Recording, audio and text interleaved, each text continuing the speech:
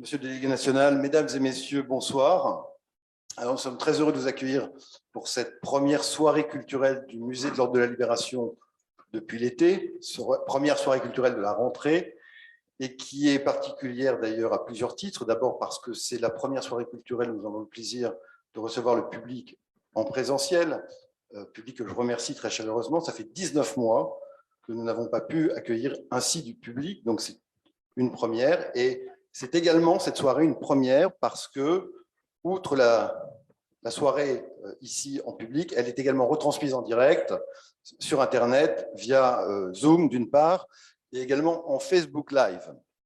On est assez confiant sur la technique, on espère que tout ça ne fera pas mentir et que ça va bien fonctionner. Je voudrais d'abord remercier très chaleureusement Dominique Veillon d'avoir accepté de venir nous parler ce soir de la mode sous l'occupation. La mode sous l'occupation, c'est un thème un peu différent, certainement même des thèmes qu'on peut aborder dans les soirées culturelles du musée régulièrement, mais c'est, et je pense que Dominique Veillon va nous le montrer, c'est tout sauf un sujet frivole. Parce que autour de ce sujet se trouve finalement réuni tout un tas de problématiques qui sont les problématiques liées à l'occupation de la France par les Allemands entre 1940 et 1944. Alors, à l'issue de l'intervention de Dominique Veillon, qui va durer environ 55 minutes, c'est ça, Dominique ? Peut-être un peu moins pour permettre… Voilà. Il y aura un temps pour les questions, alors aussi bien pour les questions de la salle, mais également pour les questions des personnes qui nous suivent à distance, soit en posant les questions par écrit sur le Facebook Live, soit par le mode des questions-réponses du webinaire Zoom. Voilà. Quelques mots sur Dominique, qui est historienne, spécialiste de la résistance et de l'occupation, directrice de recherche honoraire au CNRS à l'Institut d'histoire du temps présent. Dominique a été l'auteur de nombreux ouvrages, seul ou en collaboration, et en particulier de travaux sur la mode, et même vous avez été commissaire d'exposition sur cette thématique de la mode sous l'occupation. Et parmi les ouvrages que vous avez écrits, il y en a un assez récent qui est Paris allemand entre refus et soumission, qui est sorti cette année même chez Talandier, et que je vous engage à acheter et à découvrir. Voilà, donc je vous souhaite à tous et à toutes une excellente soirée. On se retrouve pour les questions à l'issue de l'intervention de Dominique, à qui je laisse la parole bien volontiers. Merci Dominique. Merci Vladimir, je le remercie tout à fait chaudement de m'avoir invité au sein de cette prestigieuse assemblée pour parler d'un sujet qui apparaît comme étant totalement frivole. Et pourtant, on peut se poser la question, la mode, c'est quand même autre chose qu'une activité frivole. Est-ce que ça peut être autre chose qu'une activité frivole? Parce que ça évolue au rythme des collections. Mais dans quelle mesure elle peut offrir un champ d'étude à un historien? Bien, la question vaut d'être posée. Pourquoi? Parce que la mode, c'est une manifestation de la vie sous toutes ses formes.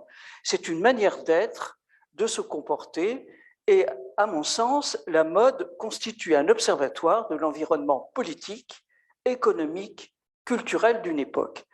Et il m'a semblé que parce qu'elles étaient brèves et dans son événement, ces années noires de 1940 à 1944 se révélaient exemplaires pour mener pareille enquête.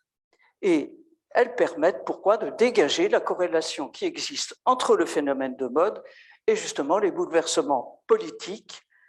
On va voir que la guerre et la défaite de 1940 changent radicalement l'ensemble des données existantes, que l'occupation, bien sûr, entraîne l'apparition de nouvelles structures politiques, économiques qui imposent des mesures inédites dans la mode. Alors pourquoi la mode? La première réponse que j'apporterai, c'est de dire que la mode est le seul domaine où les Allemands ne l'emportent pas sur les Français. Et l'idée des nazis, quand ils vont occuper la France, c'est de transférer cette mode à Berlin. Donc ça, c'est une des premières réponses. La seconde réponse, c'est que la conséquence de l'occupation, c'est de faire passer le pays de l'abondance à la pénurie organisée. Alors, pour illustrer ces propos, je vous propose d'adopter le plan suivant. Là, excusez-moi, mais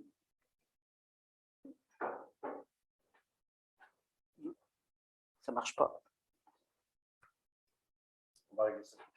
Oui, là, parce que je voulais vous faire apparaître le plan de façon à mieux suivre. Ah, voilà. Alors, je vous propose 5 parties.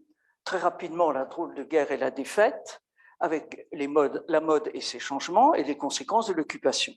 Puis, une deuxième partie que j'ai intitulée « Les problèmes d'une mère de famille », mais qui en fait sont les problèmes courants qui se posent à la population.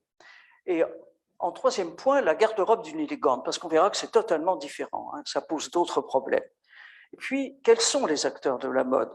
En gros, je répondrai les couturiers, bien évidemment, la clientèle, mais on va voir que la jeunesse va prendre une part importante à cette mode. Et on terminera par la fin de la guerre avec la libération et le petit théâtre de la mode, sur lequel je dirai un mot, mais qui est important parce que c'est une sorte de résurrection de la mode. Alors, d'abord, le premier point, la drôle de guerre et la défaite. Mais un rappel, eh bien, la mode et ses changements. Avant la guerre, la mode mise sur une élégance de bon ton. Et là, on a vraiment cette image de l'élégance de bon ton. Mais tout va changer avec les hostilités. Pourquoi? Parce que le vêtement se fait plus strict et qu'il va être dominé par le costume tailleur et que le mot utilitaire revient sous toutes les formes. Mais on verra aussi des uniformes qui seront nombreux, mais c'est des uniformes la plupart du temps féminins, puisque ce sont des infirmières de la Croix-Rouge. Mais la silhouette de la drôle de guerre, et là vous allez, comme moi, peut-être rire, est inséparable d'un nouvel objet qui fait son apparition, qui est le masque à gaz. Donc, nous, on connaît le masque, mais là, c'était le masque à gaz. Chacun se déplace muni de cet instrument que les élégantes s'efforcent d'assortir à leur tenue. Pourquoi? Eh bien, parce que l'étui du masque à gaz, eh bien, sera orange si elles ont une tenue orange, rose, etc. La publicité exploite l'aubaine. Par exemple, un tube de rouge à lèvres, eh bien, l'étui du tube du rouge à lèvres prendra la forme d'un cylindre. De même, quelques sacs seront sous forme de cylindre. L'influence du costume militaire se fait sentir. Qu'est-ce qu'on voit? Eh bien, des robes écossaises, des jupes écossaises et surtout des calots. On voit énormément de calots. Tout ça, les jupes écossaises, à la gloire de nos alliés. Et pour descendre aux abris, pendant les alertes, quelques couturiers ont lancé une tenue appropriée.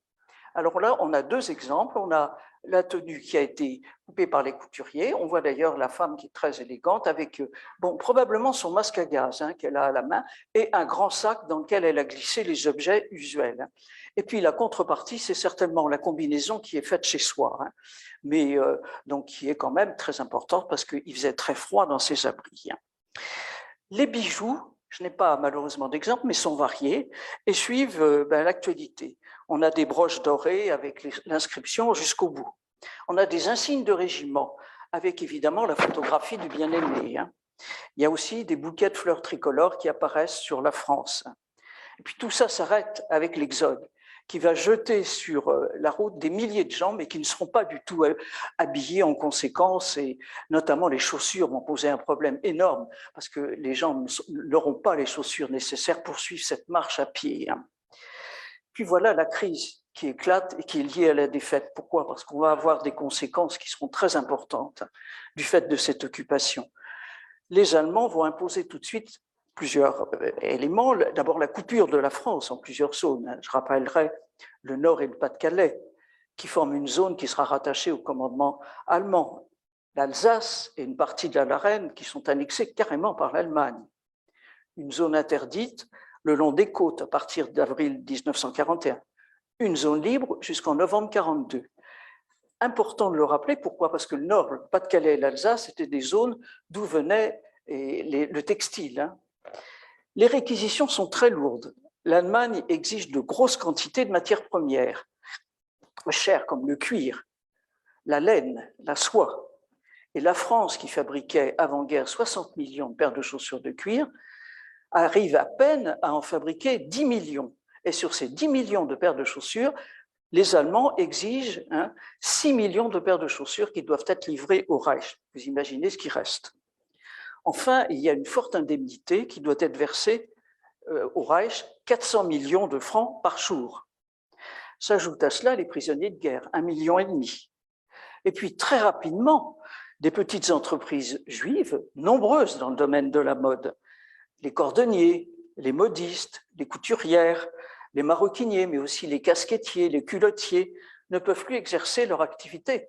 Pourquoi? Parce qu'ils sont juifs et ils vont être arianisés. Et ça arrivera très tôt en vertu d'une loi d'octobre 1940.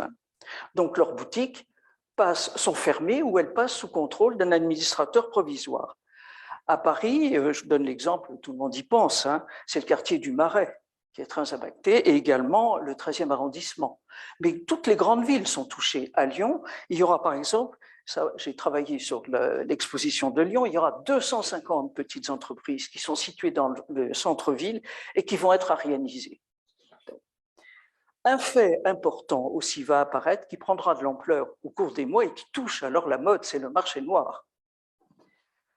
Jour après jour, les contours des restrictions se précisent et elles vont toucher un domaine auquel les femmes sont très attachées. C'est un domaine privé, c'est l'habillement. Et la mode, elle est touchée de plein fouet. Elle est indissociable de la vie quotidienne de cette population et de ce million de femmes qui sont obligées de nourrir, bien sûr, mais de vêtir leur famille avec les moyens du bord. À Paris, les grands magasins qui rouvrent dès l'été 40 connaissent un afflux d'exodiens. L'exodien, c'est les gens qui sont partis en exode et qui rentrent, qui reviennent dans la capitale et qui ont perdu beaucoup d'articles et qui essaient de retrouver ces articles dans les boutiques, les grands magasins. Eh bien, Berthe Roy, je donne l'exemple, qui est une institutrice montmartroise, elle écrit dans ses mémoires qu'elle a dû faire 8 magasins avant de trouver une paire de chaussures et un lainage.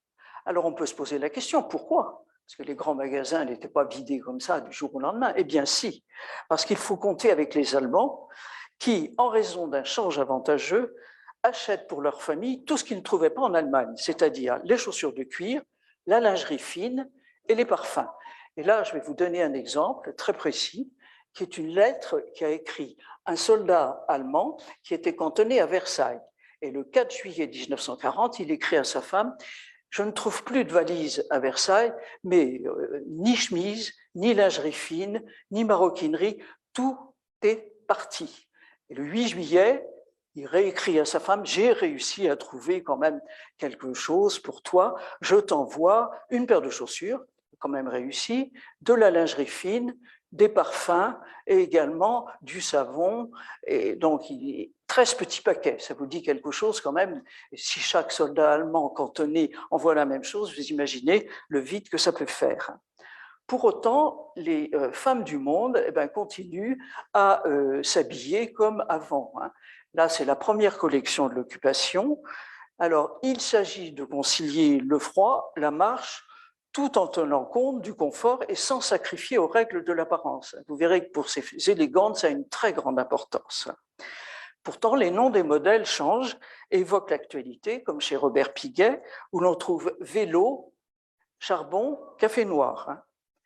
En zone libre, on n'a pas du tout la même chose. Pourquoi? Parce que le maréchal, d'abord Vichy, n'est pas la capitale de l'élégance. La maréchale ne se fait pas remarquer par son élégance, loin de là. Et puis, c'est le maréchalisme qui triomphe. Alors, qu'est-ce qu'on trouve? On trouve des foulards à l'effigie du maréchal, ou bien de ses voyages, mais également, cette influence, elle est très importante puisque la femme est invitée à reprendre son rôle de mère de famille et de ménagère.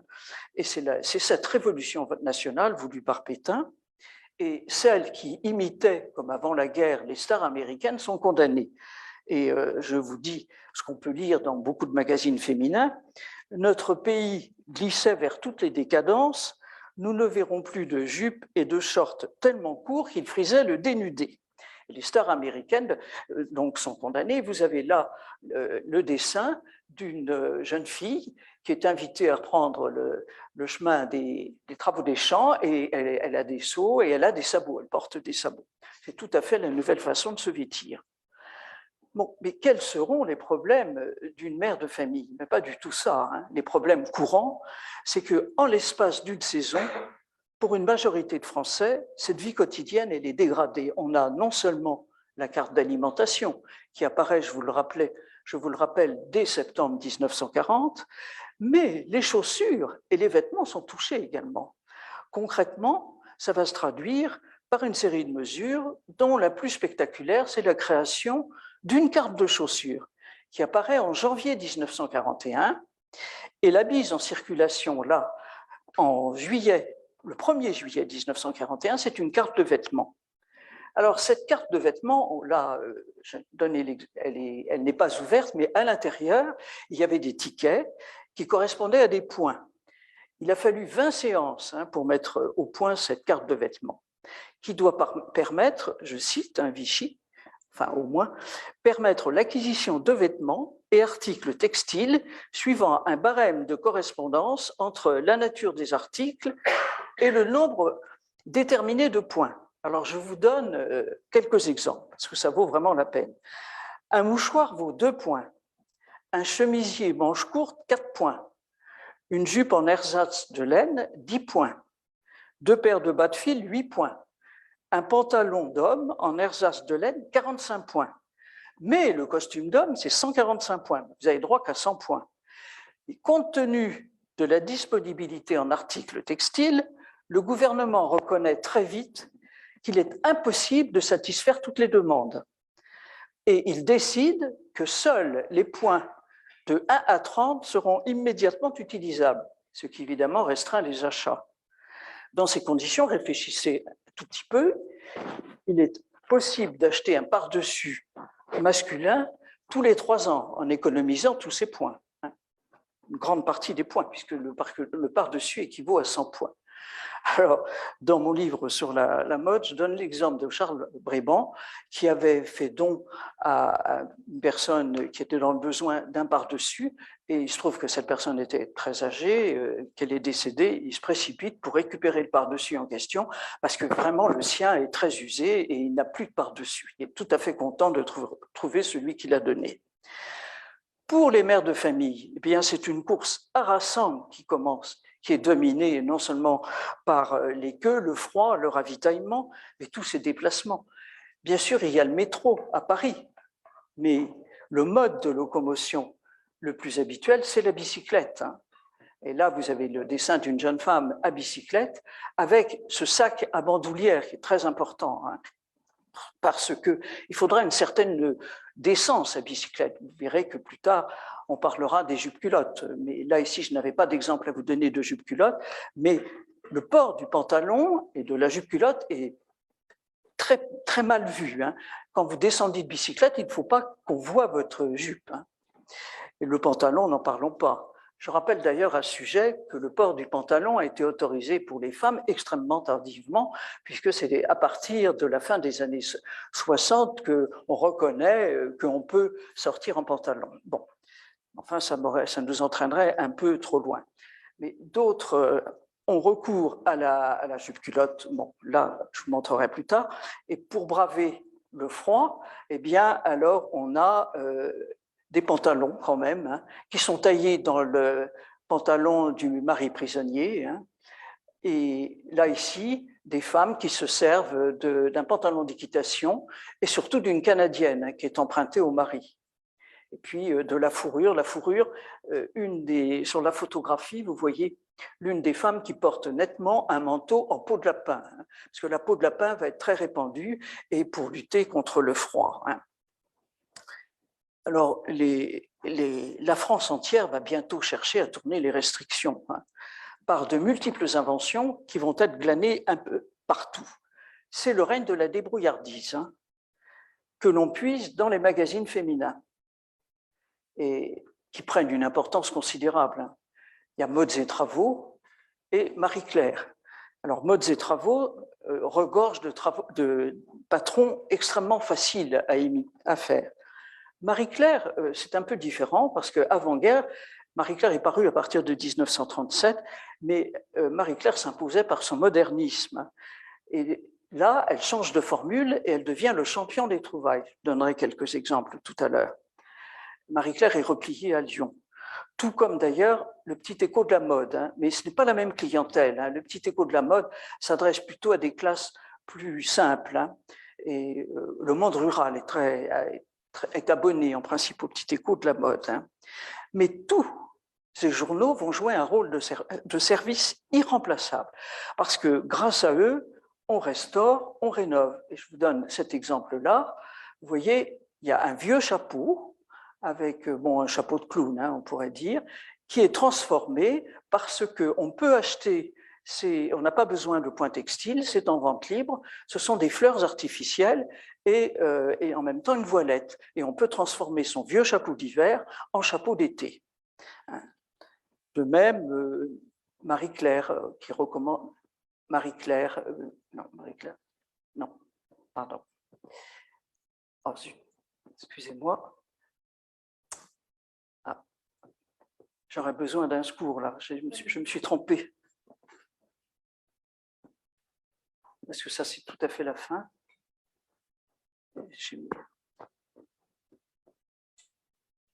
Mes excuses à tout le monde. Alors, je peux le faire comme ça, mais ouais. Encore avant. Voilà. Non, les chaussures. Non, avant. Voilà. C'était cette image. L'importance donc de cette presse féminine. On voit des robes avec un plastron, vous voyez, qui permet de rafraîchir la robe. Les robes sont généralement très usées. Ou bien alors les modèles d'une robe qui peut servir, qu'on peut utiliser et changer, et ça finalement, elle peut être portée plusieurs fois par la transformation d'une ceinture, etc. Mode du jour. Le mode du jour apparaît juste à ce moment-là. C'est un journal qui est tout à fait collaborateur. Alors, Mode du jour donne plusieurs exemples, dit qu'on peut se tailler un pantalon pour rester chez soi, dans le pantalon dans un vieux complet masculin. Et la veste serait taillée dans un vieux manteau. On donne aussi l'exemple d'une paire de bottes qui est tricotée, mais avec de la laine détricotée, et les semelles sont en raffia, parce que le raffia est en vente libre. Et des conseils sont prodigués avec à la clé le mode d'emploi. Par exemple, comment utiliser un métrage de robe de tissu réduit. Eh bien, tout simplement, on utilise plusieurs morceaux, et en particulier des petits coupons qui traînent dans le fond d'un placard, et on les transforme en faisant une robe 1000 morceaux. Et cette robe 1000 morceaux, elle devient le dernier cri à la mode, mais elle est tellement à la mode que les Américains, qui sont très friands, même des modèles qui paraissent pendant la guerre, eh bien, vont s'emparer de ce modèle, et la robe 1000 morceaux deviendra très importante aux États-Unis. Par ailleurs, savoir coudre faisait partie de l'éducation d'une jeune fille et de sa scolarité. Donc, cette jeune lyonnaise explique « J'avais coupé une jupe dans le pantalon de mon père, j'avais fait un sac en ficelle, j'avais utilisé de la grosse toile pour faire des chaussures, j'avais 2 jupes, une robe, et avec cela, on avait l'impression d'être à la mode. » Et plus tard, devant le manque du tissu, alors elle se taille une robe dans un rideau. Ce qui fait dire à ses frères, ma sœur était élégante, mais maintenant nous n'avons plus de rideaux aux fenêtres. Alors, les idées les plus saugrenues fleurissent. Par exemple, on voit, je l'avais vu à Lyon, il était exposé d'ailleurs, un tailleur qui avait été confectionné à partir d'un tissu d'ameublement. C'était vraiment très bizarre.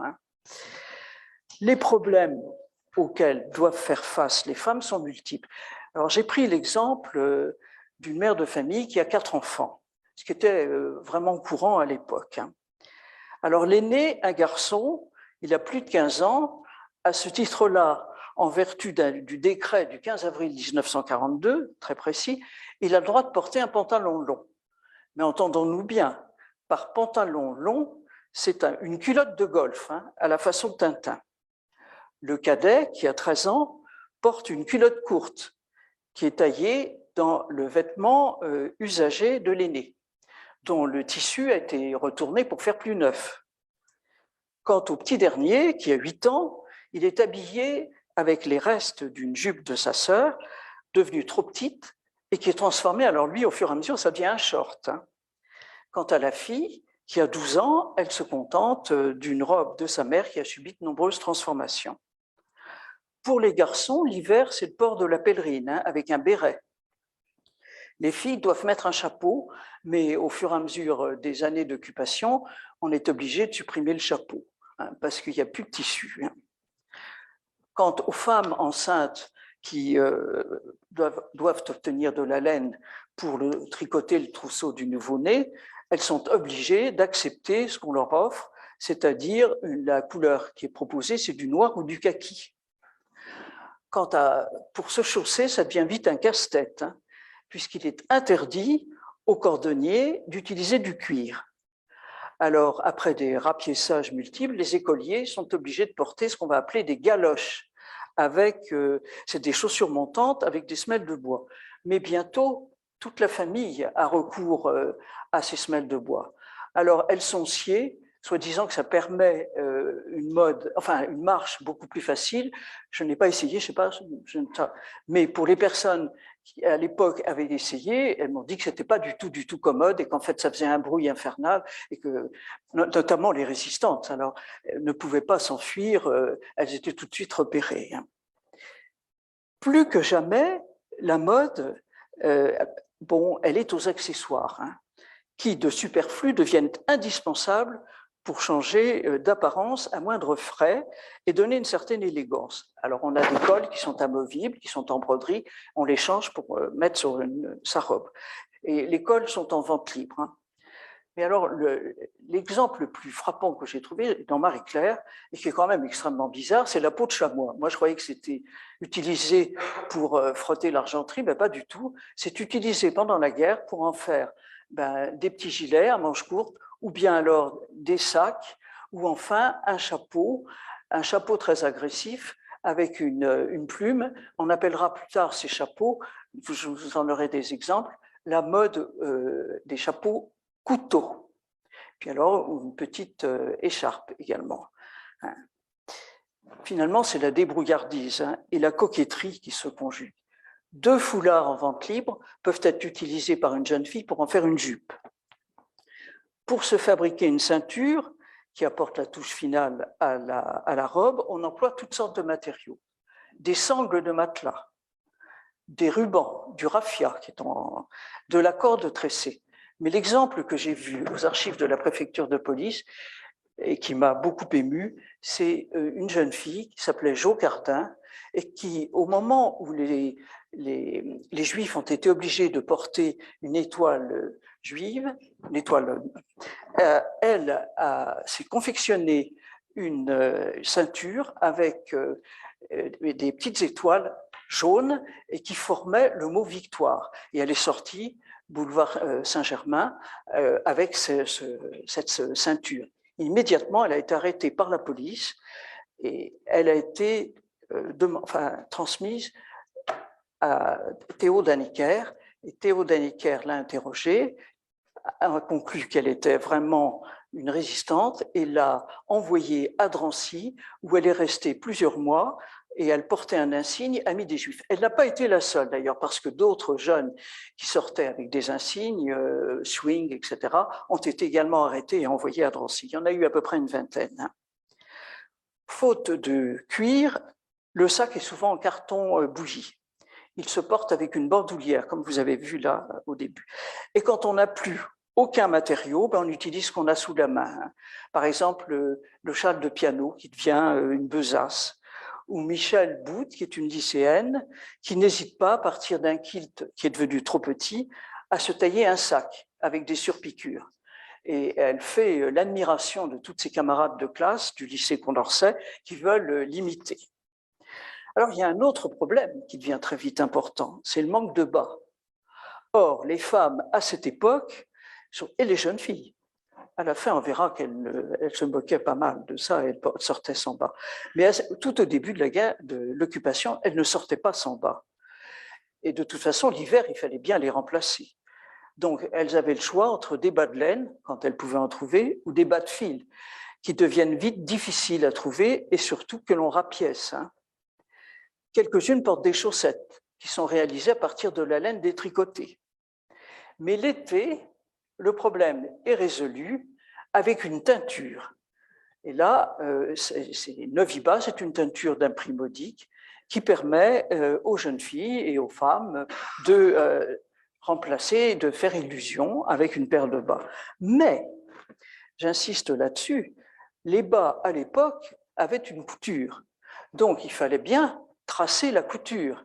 Donc, on avait recours à une amie ou bien au petit ami qui traçait la couture derrière pour être tout à fait convenable. Par ailleurs, pour remplacer la laine, la soie et le coton, l'occupant va pousser les fabricants textiles français à fabriquer des textiles artificiels.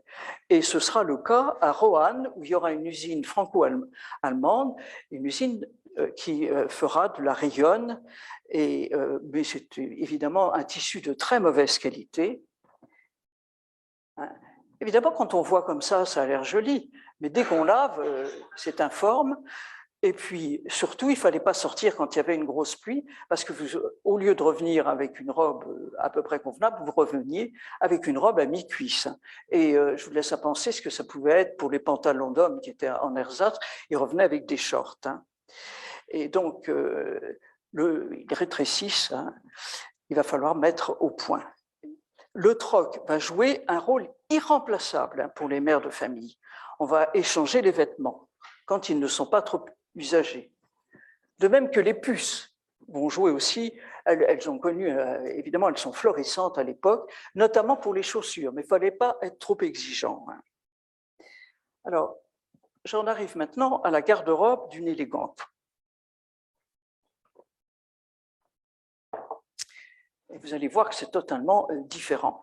Pourquoi? Parce que, bien sûr, elle porte un costume tailleur, c'est l'uniforme de l'époque. Mais comme vous le voyez bien sur le slide, le tailleur est quand même très chic. Il y a de la fourrure, et la femme est très élégante. Et il y a fort à parier que ces bas ne sont pas des bas de fil et qu'elle porte des bas de soie encore. Mais le costume, donc tailleur, c'est la base du vestiaire. Il s'accompagne évidemment l'hiver d'un manteau très confortable. Par contre, la bicyclette, parce que beaucoup de ces femmes quand même utilisent la bicyclette, eh bien, il faut un costume convenable, parce que la maxime, c'est la culotte portera à bicyclette seulement. Et dès qu'on descend de sa bicyclette, comme je vous l'ai dit tout à l'heure, la culotte doit disparaître. Un mot sur la photographie. Vous avez les petits chapeaux qu'on appellera plus tard les bibis. Et puis, regardez bien la bicyclette, elle a une plaque d'immatriculation. Parce que le vol des bicyclettes à l'époque était très important, donc il fallait pouvoir essayer de retrouver sa bicyclette. L'après-midi, la robe est conseillée pour aller prendre le thé chez ses amis, parce que ça ne change pas. Vous allez voir alors comment on arrive à pouvoir avoir la robe pour aller prendre le thé chez ses amis, avec un col qui sera quelquefois amovible, mais le soir, si on est invité à un dîner chic, ou bien si on va à une exposition, une manifestation d'exposition, ou à un concert, il faut avoir une robe longue, au moins au début. Alors, on peut y adjoindre bien, une bande de tissu que l'on attache avec un système pression. Et là, ça devient tout à fait possible. On est élégante, à moindre frais. Là, on a les guêtres. Il fait très froid, donc il y a les guêtres donc voit la différence avec la garde-robe d'une femme ordinaire. Là, ces guêtres coûtent très cher. Et puis là, elles sont bien. Les femmes, n'ont pas froid parce qu'elles ont cette cape avec un couvre-chef qui est quand même très, très important, qui les garantit bien contre le froid. À Paris, puis les fourrures également. On va voir les fourrures. Regardez, les fourrures sont importantes. Lucien Lelong, qui est un couturier de l'époque très en vogue, eh bien, ces femmes porteront des fourrures pour se garantir du froid. À Paris, le métro a tellement d'importance que Madeleine de Roche, qui est une couturière connue, elle va construire sa collection autour d'une ligne souterraine. Mabillon, qui sera une robe, Auteuil, c'est le tailleur, Solferino, c'est le manteau. Lucien Lelong, lui, va confectionner des tenues d'intérieur qui seront très chaudes. On voit la différence avec les femmes ordinaires. Là, le manteau, par exemple, est doublé de vison. Elle porte une combinaison déjà très chaude et elle a des sabots, mais des sabots qui sont doublés de fourrure. Et puis, on a l'impression qu'il y a un foyer où il y a un reste de feu.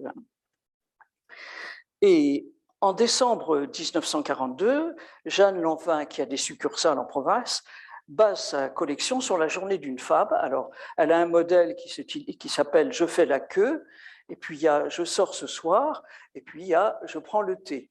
Enfin, il y a des quantités de modèles, puisqu'on doit changer de modèle à chaque fois qu'on a qu'on doit avoir je trouve plus le mot. Bon. Et je terminerai par un modèle qu'a dessiné un couturier de talent, c'est Balenciaga. Vous voyez que Balenciaga est un couturier qui a commencé simplement en 43-44, hein, qui était d'ailleurs très mal vu des Allemands. Alors, Lyon devient le centre de la mode. Marcel Rochat y présente sa collection en décembre 1940 et plusieurs foires internationales s'y tiennent. En mars 1942, Lucien Lelong organise la présentation d'un défilé de mode au Palais de la Foire. Il y présentera ce turban, c'est pour ça que je l'ai mis ici. Et il y a une vingtaine de maisons de couture parisiennes qui ont fait le voyage avec leurs mannequins, les couturières, les habilleuses. Mais pour arriver à cela, Lucien Lelong s'est compromis. Il a été obligé de participer à ce qu'on appelait les déjeuners de la table ronde, qui étaient organisés avec les Allemands. C'était des déjeuners franco-allemands. Et à la fin de la guerre, il passera en jugement parce qu'on lui reprochera d'avoir participé à ces déjeuners de la table ronde. Et il l'avait fait, lui, pour sauvegarder cette couture française, puisque dans cette présentation, il y avait invité les pays neutres. Et il y avait beaucoup, par exemple, de couturiers qui étaient venus de la Suisse et de l'Espagne et qui avaient acheté des toiles. On n'avait pas le droit de vendre de modèles, mais ils avaient acheté des patrons. Et pour Lucien Lelong, il avait l'impression qu'il avait œuvré pour sauver, ce qui était d'ailleurs vrai, pour sauver la couture française. Il avait pris le prétexte aussi d'un gala, et la présentation se terminait par une exhibition de Serge Liffard. Ça va attirer évidemment beaucoup de monde.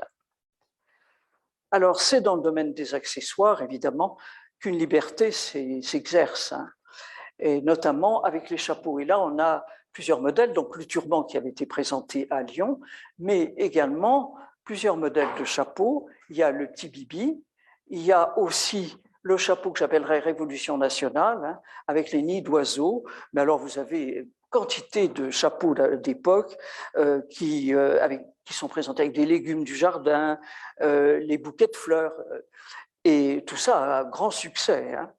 Il y a des idées bizarres qui paraissent, comme ce chapeau agressif, hein, vraiment, que l'on nomme le chapeau couteau.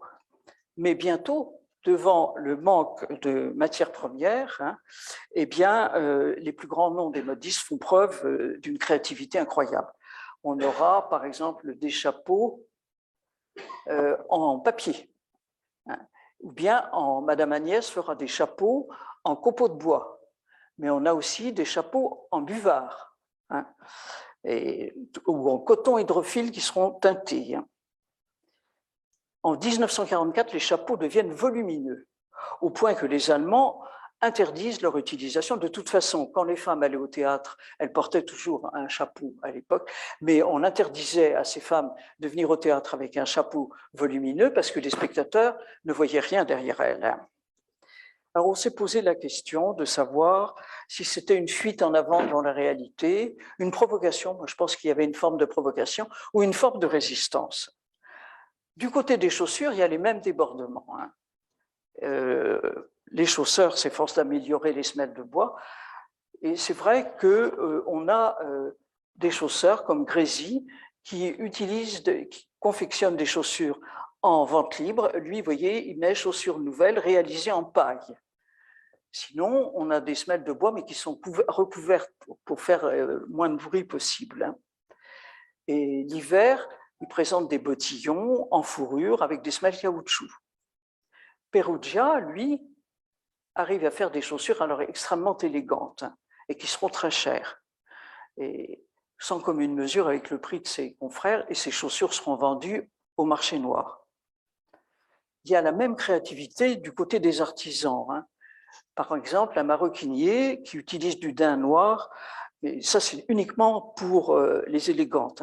On confectionne une ceinture sur laquelle se détache le nom d'un légume qui était détesté à l'époque, rutabaga.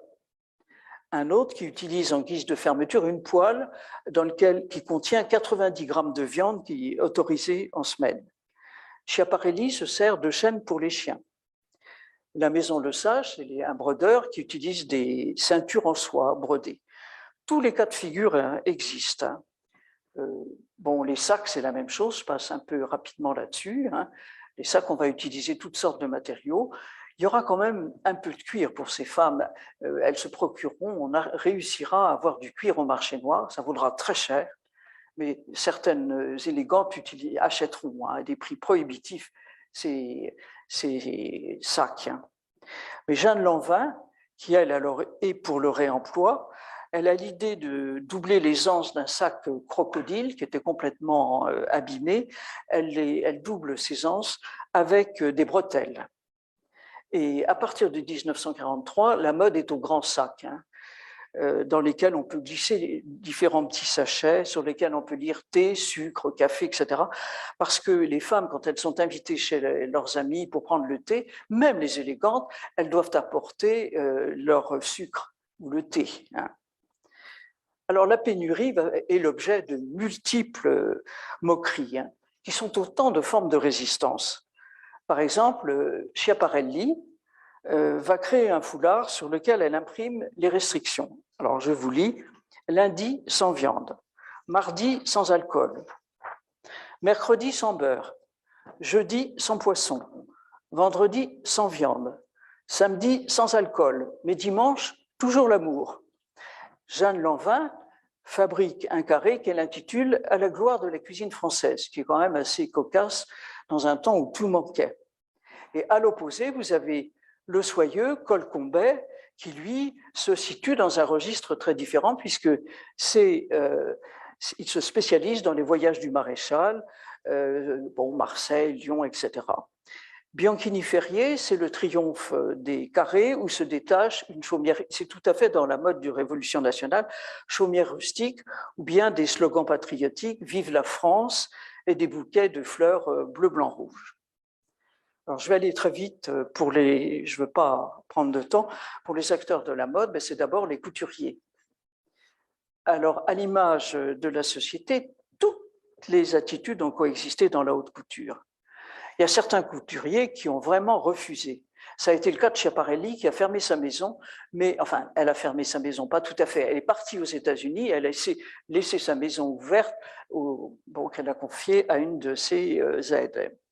Madame Gray, elle va résister à sa façon, c'est-à-dire qu'elle est spécialiste du drapé, alors elle se moque totalement des directives allemandes qui obligent des métrages qui sont très strictement contrôlés. Bien, elle, pas du tout. Elle continue dans les drapés, ce qui lui vaudra d'être, évidemment, d'avoir sa maison fermée. Mais ce que j'ai trouvé très beau, c'est que quand sa maison fermée pour 6 mois, et quand elle rouvrira sa maison, ses collègues lui ont réservé du tissu pour qu'elle puisse reprendre tout de suite son métier. Jacques M., qui est juif, est réfugié dans le Midi, mais il poursuit ses activités, tout en se cachant. Jeanne Lanvin, elle tolère la présence allemande lors de ses collections. Lucien Lelong, qui a tout fait pour sauver la mode et préserver la main-d'œuvre, et bien évidemment, s'est engagé dans la voie d'une coopération que j'appellerais minimale. D'autres maisons, ça n'a pas été le cas. Et là, moi, je vais être très sévère. Bon, c'est des noms qui ont totalement disparu aujourd'hui, mais Marcel Rochat, par exemple, qui était surnommé le bel arien par les Allemands, alors avait le droit de tout. Et d'ailleurs, Marcel Rochat aurait bien voulu, lui, qu'on leur transfère la couture, la haute couture à Berlin. Il se voyait déjà à la tête d'une maison de haute couture à Berlin. Maggie Rouff, elle ne refusait pas de présenter ses modèles en collection privée. Mais alors, il y en a un qui est Jacques Fath, qui était un très jeune couturier, qui a ouvert sa maison en 1939, mais À la fin de la guerre, il a prétendu qu'il avait ouvert sa maison en 1944. Mais je puis vous assurer, pour avoir vu vraiment les papiers, puis d'ailleurs je vous ai présenté un modèle où il y avait Jacques Fath en dessous, eh bien c'est pas vrai. Sa femme Geneviève, qui était mannequin, il apparaît bien à Lyon pour présenter les modèles. Alors un mot sur la clientèle. Pour pouvoir acheter dans une maison de couture, il fallait être très riche. Mais il fallait avoir ce que l'on appelle une carte couture-création. Et il y a eu 20 000 cartes qui ont été mises en circulation, mais très vite, le nombre a baissé. Il y a eu 16 000, puis 9 000. Parmi la clientèle, il y a les Allemands. Et les Allemands sont réservés 200 cartes. On peut se poser la question, pourquoi 200 cartes, ce n'est pas beaucoup pour des Allemands? Mais c'est qu'en fait, ils venaient aux collections sans avoir la carte, tout simplement, à la présentation des collections, et ils achetaient ce qu'ils voulaient. Il y avait évidemment les collaborateurs, les femmes des collaborateurs. Alors, Madame de Brinon était très, très fidèle à la présentation des collections. Également, José de Chambrin, qui est la fille de Pierre Laval. Bon, d'autres grands noms comme Arletty, Corinne Lucher, puis des noms un peu moins connus, mais prestigieux, comme la duchesse de Noailles, qui vient dans toutes les collections. Je ne vais pas vous citer tout. Et puis alors, il y a ceux qu'on va appeler les BOF, c'est-à-dire ceux qui ont vendu et qui sont enrichis au marché noir. Alors, les femmes arrivaient dans les maisons de couture, elles posaient leurs billets comme ça et elles avaient un langage qui choquait considérablement les vendeuses. Et puis, il y a des femmes qui n'ont pas voulu changer leurs habitudes et qui ont continué à s'habiller dans les maisons de couture. Et parmi elles, il y avait des femmes assez remarquables qui étaient des résistantes, qui ont continué, malgré leur engagement dans la résistance, à fréquenter ces maisons de couture. Ça a été le cas de Ned Fabius, qui faisait partie d'un réseau, et comme elle s'habillait très régulièrement dans les maisons de haute couture, elle a continué pendant la guerre jusqu'à son arrestation. Le cas également d'Antoinette Sass, l'amie de Jean Moulin, qui s'est habillée dans les maisons de haute couture. J'ai oublié de vous passer ça, mais ce n'est pas grave. Voilà. J'en arrive maintenant à cette jeunesse. Eh bien, cette jeunesse, elle s'est révoltée contre cette méthode qui consistait à dicter une façon de s'habiller. Alors, les jeunes, eh bien, vont s'opposer à ça. Et on les appelle les azous.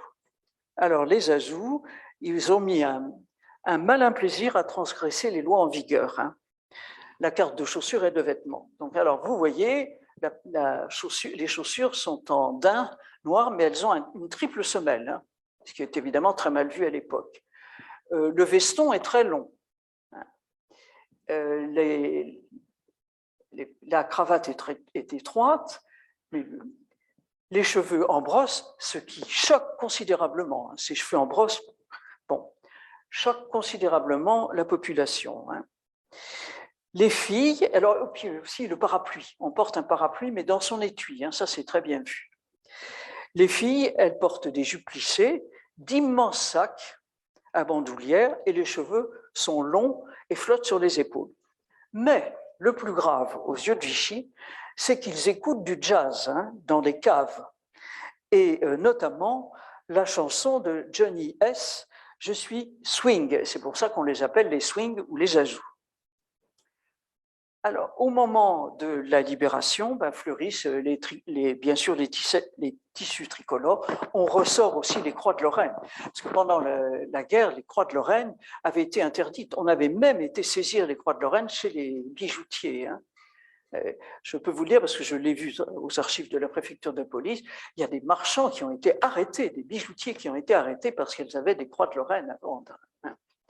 Alors, on ressort également les breloques bleu, blanc, rouge, les foulards patriotiques, et tout ça ressort et connaît une nouvelle vie. Par exemple, tout au long de la guerre aussi, une jeune fille s'est brodé un corsage en crêpe de rayonne avec des fils bleu, blanc, rouge et qui formait des bouquets, des extraits de la Marseillaise. Et en 1944, elle a ajouté « Vive Leclerc, vive de Gaulle ». Alors, pour montrer que la haute couture n'était pas morte pendant la guerre, les couturiers ont l'idée de présenter ce qu'on a appelé le théâtre de la mode.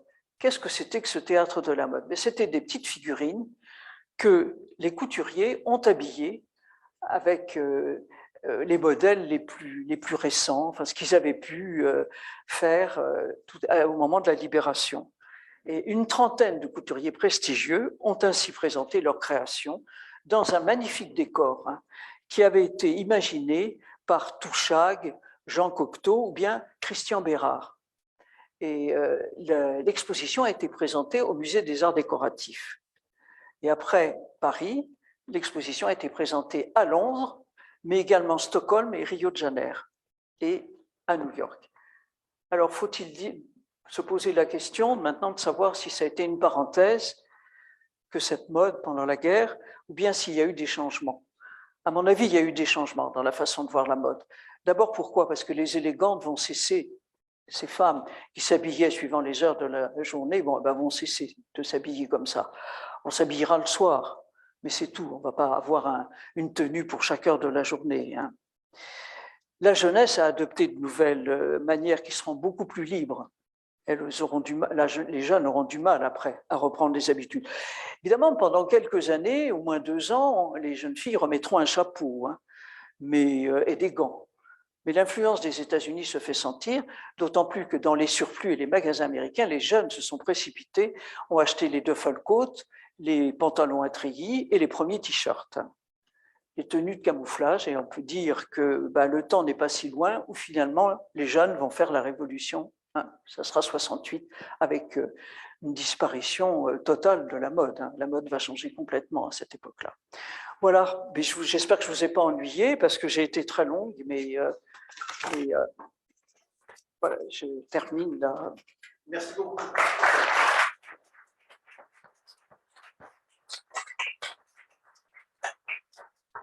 Merci beaucoup, Dominique, c'était passionnant.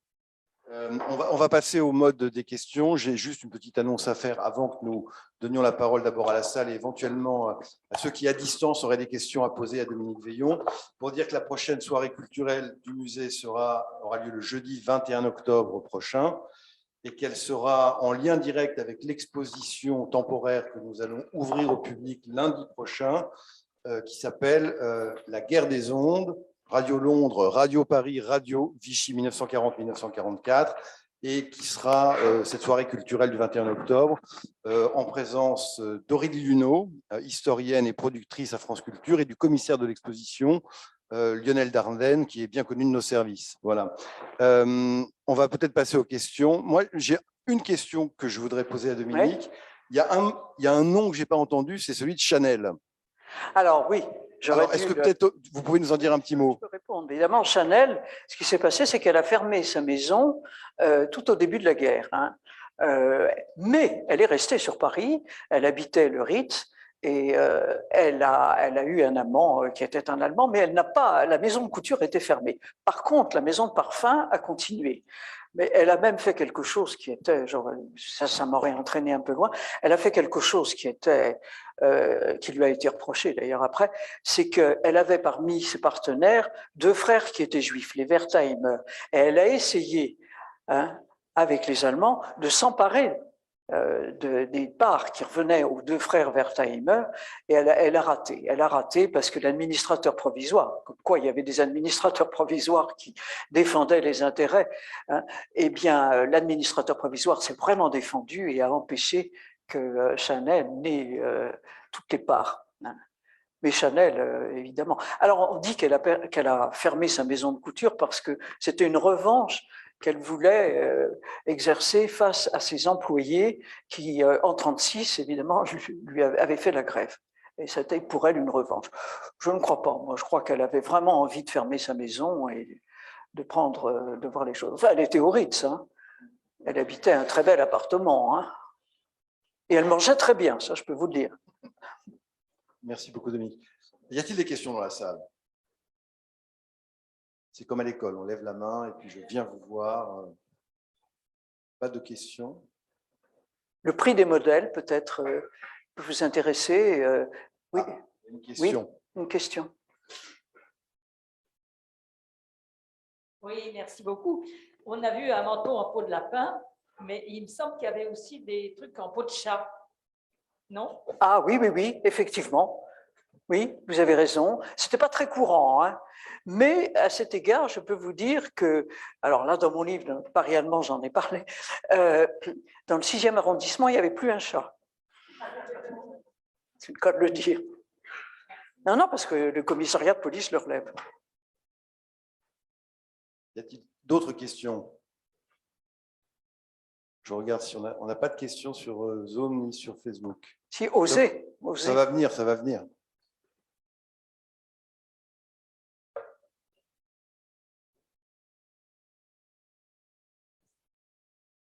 Oui, bonsoir Madame Toussaint.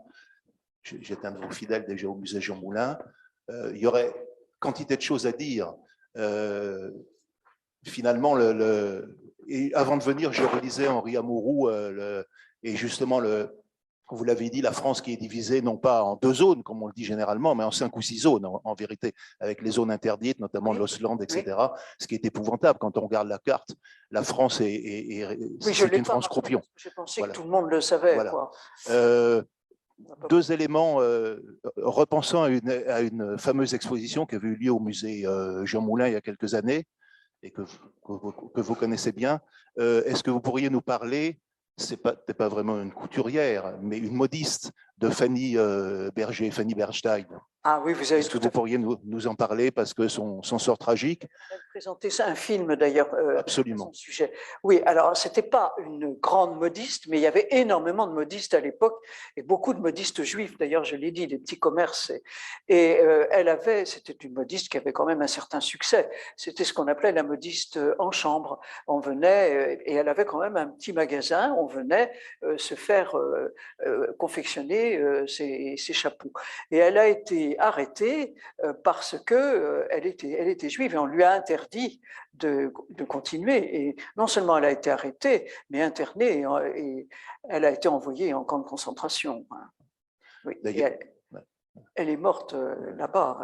Oui, dans le train, le convoi, oui, un des convois oui, qui est parti en juillet 1942, je crois, me semble-t-il.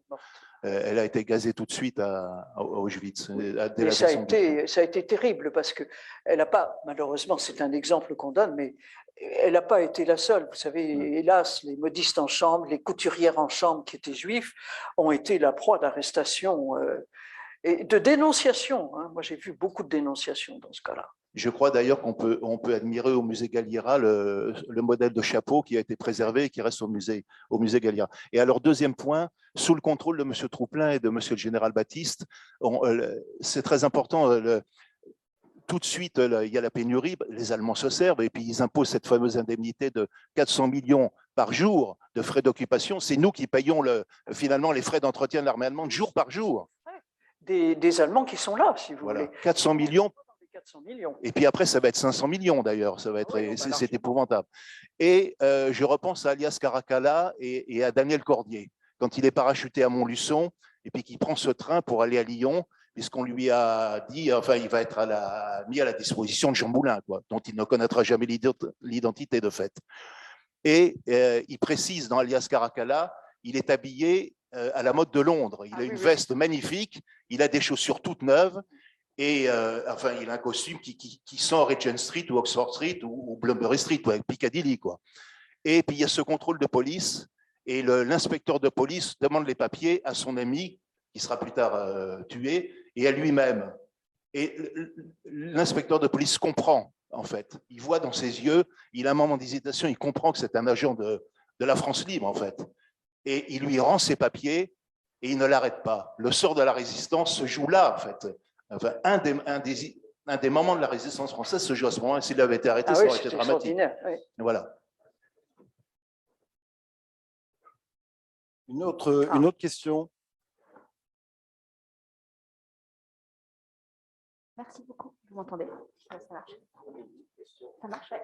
Ah oui, posez. Non. Okay, merci beaucoup déjà. Je voulais savoir si vous pouviez nous parler un peu plus de la mode comme... J'entends pas là. Vous pouvez retirer votre masque, oui, s'il vous plaît.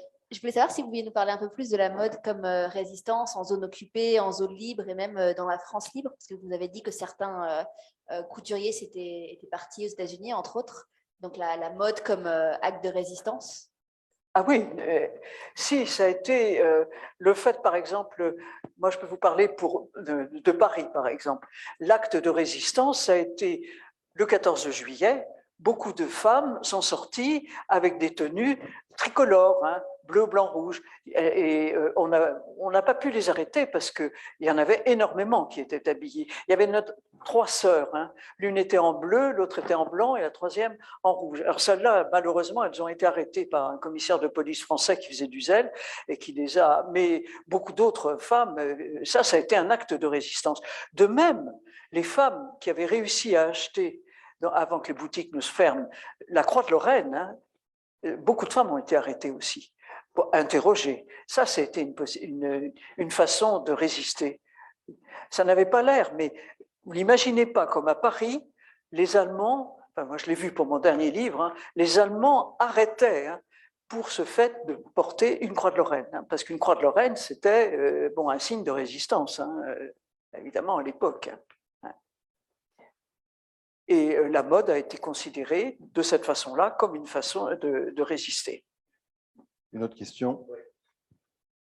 Madame, vous avez cité à plusieurs reprises les archives de la préfecture de police. Oui.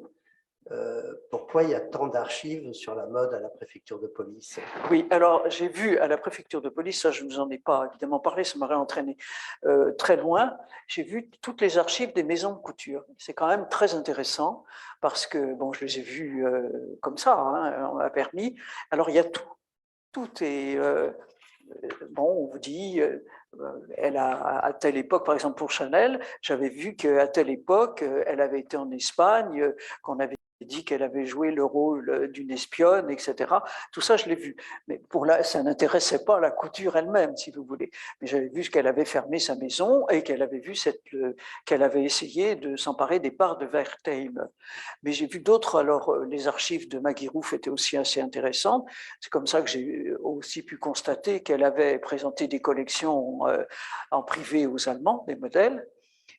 Pour Marcel Rochat, c'était aussi très bien, hein, très fourni. Donc, ça vaut la peine, hein, mais il faut avoir une autorisation. Hein, c'est pas.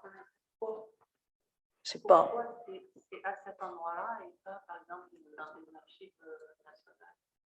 Attendez, Alors, aux archives nationales, non. Parlez dans le micro parce qu'en fait, on nous écoute loin. Pourquoi? Je crois que non. Si, parlez fort. allez-y. Pourquoi c'est à la préfecture de police et pas d'autres? Parce que je pense qu'il y a eu une enquête, par exemple, pour savoir la raison, pour Maggie Roof, il s'agissait à la fin de la guerre, bon, mais bien après la guerre, de lui remettre la Légion d'honneur. Et à cette occasion-là, la préfecture de police a fait une enquête. Alors, et je pense qu'elle n'a pas eu la Légion d'honneur. Que l'enquête, c'est pas dit, mais c'est sous-entendu. Il n'est pas sûr qu'elle ait pu l'avoir, en raison de son attitude pendant la guerre. D'ailleurs, Maggie Roof n'était pas son nom, en fait, c'était Maggie Besançon de Wagner, hein, son nom véritable.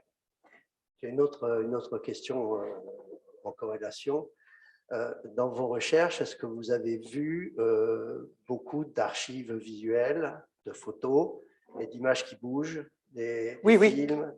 Oui, à l'INA, il y a énormément de choses sur la mode. Il y a beaucoup de choses. Et les collections. À cette période. Ah oui. Il y a beaucoup de collections. À Lyon, on avait présenté des extraits hein, de films, justement. C'est des actualités, en réalité. Hein. Par exemple, à l'occasion de la France européenne, les couturiers ont été invités à présenter des modèles, soi-disant en ersatz. Je ne pense pas que tous les modèles étaient en ersatz, hein, parce que vu la qualité des modèles qu'on voyait, c'était bien. Hein.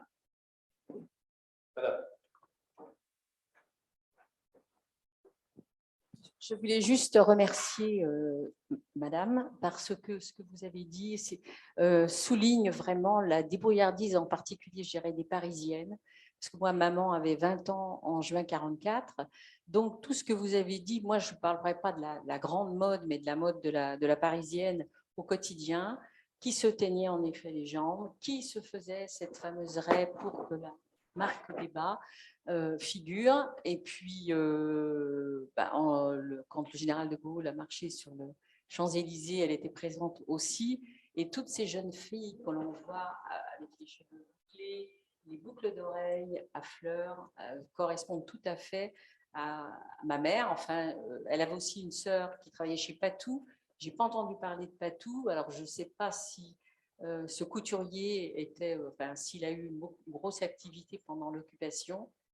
C'est une question, je ne sais pas. En tout cas, je voulais vous remercier pour tout ce que vous avez dit parce que j'ai retrouvé tout à fait les paroles de ma mère. Bah, écoutez, je suis contente.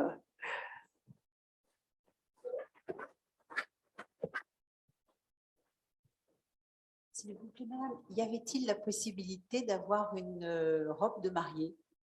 Ah, alors, j'ai vu effectivement une robe de mariée au moment où j'ai préparé l'exposition à Lyon, mais cette robe de mariée avait été confectionnée dans une toile de parachute. Ouais. En fait, c'est du recyclage et effectivement, les toiles de parachute qui servent à parachuter des armes étaient récupérées, les containers étaient enfouis, cachés, etc. Mais les toiles servaient à des tas de choses. Ah ben, confectionner des corsages, j'en ai vu beaucoup. Hein. Jusqu'à des linceuls. Hein, dans la vitrine qui est derrière moi, derrière nous, le linceul de Tom Morel, le héros des Glières qui a été tué dans l'affrontement avec la milice, avec les GMR, son corps a été enseveli par ses camarades dans un linceul fait en toile de parachute. Ah, oui. C'était de la soie, et la soie, c'est quand même du tissu de qualité. Ah, oui, c'était... Une dernière question, peut-être. Non, monsieur, voilà. Parlez fort. Bonsoir, merci. J'avais une question concernant la mode masculine. Alors certes. Alors vous avez raison. Mais alors la mode masculine. Prisonniers, mais est-ce que chez les hommes il y a ce phénomène des élégants? Vous citez Serge Liffard par exemple, certainement partie de cette catégorie-là, et des hommes plus simples. Qu'en est-il? Alors il y a eu évidemment une mode, mais c'était pour moi c'est si vous voulez, un peu plus difficile à cerner parce qu'il y a eu beaucoup de prisonniers et que, pendant ce temps-là, les femmes ont pris leur place, donc les hommes, on en parlait relativement peu. Il y avait, mais pourtant, on a confectionné un costume, ce qu'on appelait le costume national, mais en ersatz. Hein. En ersatz, les costumes de laine, il n'y en avait pas, ou alors ça se vendait au marché noir. Évidemment, les hommes, la garde-robe masculine de gens aisés, c'était l'équivalent de la garde-robe d'une femme aisée, hein. Mais ça passait par le marché noir. Hein. Et on donnait les prix. Hein. Parce que chez les hommes, il y avait un esprit de cette période d'occupation. Voilà, donc il y a quand même des attributs de mode masculine aussi qu'on a. Je pense que le costume 3 pièces commence à disparaître, hein, faute de tissu. Hein. Donc, et puis le pantalon devient plus étroit, hein, ça c'est sûr. Hein. Et c'est mis à la mode par les ajouts d'ailleurs, parce que le pantalon devient très étroit avec les ajouts. Mais enfin, non, je suis très honnête, ça m'a été reproché d'ailleurs. Les Américains ont beaucoup aimé le livre, mais m'ont reproché de ne pas avoir parlé de la mode masculine. Hein. Bon. Il faudrait que je le fasse, mais enfin, j'ai pas. Bien. Plus de questions. Bah, écoutez, merci. Ah, une question, une dernière question. Voilà, j'arrive.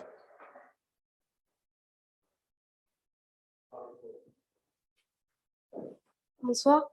Vous parlez de la garde-robe féminine, mais je me demandais par rapport aux sous-vêtements, comment on se débrouillait à l'époque pour les corsets. Je n'ai pas entendu votre question. Oui. La question porte sur les sous-vêtements féminins. Comment est-ce qu'on se débrouillait à l'époque? Alors ça, c'était très difficile parce que la lingerie fine a pris le chemin de l'Allemagne. Hein, donc, impossible de trouver de la lingerie fine. Alors, ce que m'ont dit les femmes de l'époque, moi je vous dis ce qu'elles m'ont dit. Hein, c'est qu'on se tricotait des culottes. C'était des culottes tricotées. Hein. Les combinaisons, on les portait jusqu'à l'usure. Hein. Après, on les a même supprimées hein, parce qu'il n'y avait plus de possibilités. Mais on pouvait, quand il y a eu de la rayonne, on a commencé à fabriquer alors des combinaisons en rayonne. Et là, les femmes ont acheté des combinaisons en rayonne. Puis ça risquait moins, il fallait les laver quand même, ça rétrécissait, mais c'était moins apparent que la robe. Hein. Puis au fur et à mesure à la fin de la guerre, par exemple, il y avait quand même un effort pour essayer d'améliorer cette rayonne. Mais c'est sûr que ça a été un problème pour les femmes, hein, les sous-vêtements.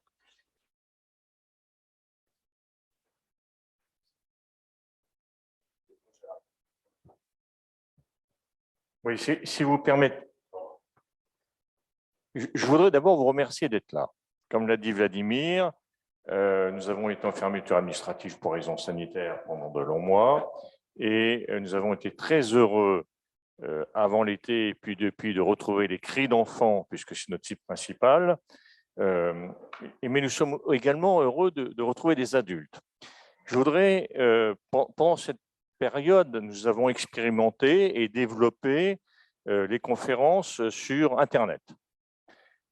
Et puis ce soir, c'est une première, puisque nous l'avons fait et en présentiel, pour employer les mots modernes, et en distanciel. J'espère que ça a marché. Et je voulais remercier, parce qu'on ne le fait pas assez souvent, les deux personnes qui sont beaucoup impliquées dans ce nouveau mode de transmission des conférences, c'est Madame Pauline Fabry et Monsieur Sébastien Rocher. Je disais en plaisantant tout à l'heure que si ça marchait, ça serait grâce à moi, et si ça ne marchait pas, ça serait à cause d'eux. Ça a marché, donc je les remercie, et on oublie un peu trop souvent de remercier ceux qui sont derrière le rideau. Merci.